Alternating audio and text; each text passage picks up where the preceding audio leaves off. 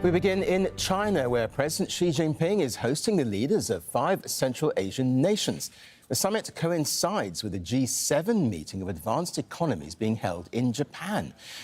Let's go live to Jessica Washington for us now in Xian. And Jessica, a meeting to discuss big trade issues, but also full of symbolism here.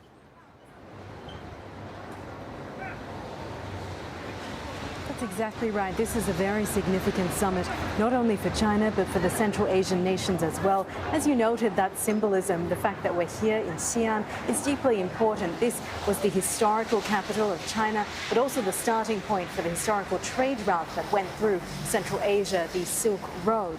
But as we're here in Xian, we know that China is really amping up this diplomatic focus, trying to engage Central Asian nations. And for the Central Asian nations themselves, well, this is an opportunity to diversify economic prospects for many of them. And for the region as a whole, China is already the largest trading partner, and they will be looking to expand upon opportunities, perhaps various visa initiatives, trade initiatives. It's worth noting this in the broader context. The war in Ukraine, of course, has had a significant economic impact. And for these countries, what they're looking for is opportunities outside Moscow, as Moscow pours funds into its war in Ukraine and also faces the economic impact of sanctions as well. Some of the bilateral meetings taking place on the sidelines of these summits have already taken place. We know that President Xi Jinping, just his first bilateral meeting was with the Kazakh President Kassym-Jomart Tokayev, and a short while ago he met with his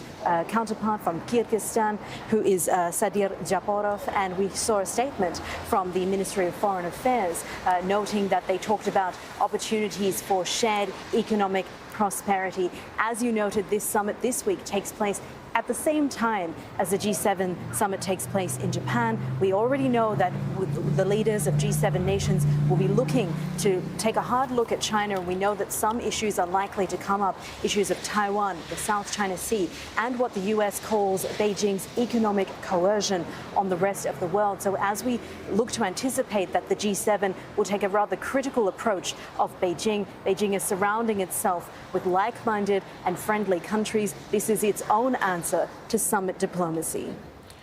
Jessica in Xian live for us there. Thank you.